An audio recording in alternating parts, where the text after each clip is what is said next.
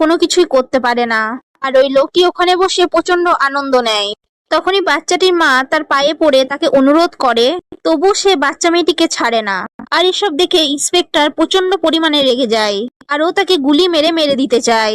তখনই অন্য একটি মেয়ে আসে, ইন্সপেক্টরকে চাকু দিয়ে মেরে দেয়। আর ওই রাক্ষস ইন্সপেক্টরের কাছে আসে আর বলে, আমি বলেছিলাম না, যদি আমার উপর কেউ হামলা করার চেষ্টা করে তাহলে এই বাচ্চা তাদেরকে মেরে ফেলবে, এই জন্য আমার উপর হামলা করার চেষ্টা করো না। এইদিকে ওই মেয়েটা নিজের হাত কেটে মারা যায়। আর ওর মা বাবা প্রচন্ড কান্নাকাটি করে। আর ওই রাক্ষস সব বাচ্চার বাবা মাকে বাইরে চলে যেতে বলে, কিন্তু কেউই বাইরে যায় না, আর ওখানেই দাঁড়িয়ে থাকে। বেচারি নিজের হাত কেটে মারা যায়, এটা দেখে আথারবার খুব কষ্ট হয়, কিন্তু ও তার দুঃখ কাউকে দেখায় না। এরপর ওই রাক্ষস ইন্সপেক্টরের কাছ থেকে বন্দুক নেয়, আর বাচ্চা মেয়েগুলোর কাছে গিয়ে জিজ্ঞাসা করে, আমাদের মধ্যে দিয়ে কেউ কি বন্দুক দিয়ে শুট করতে পারে? আর তখন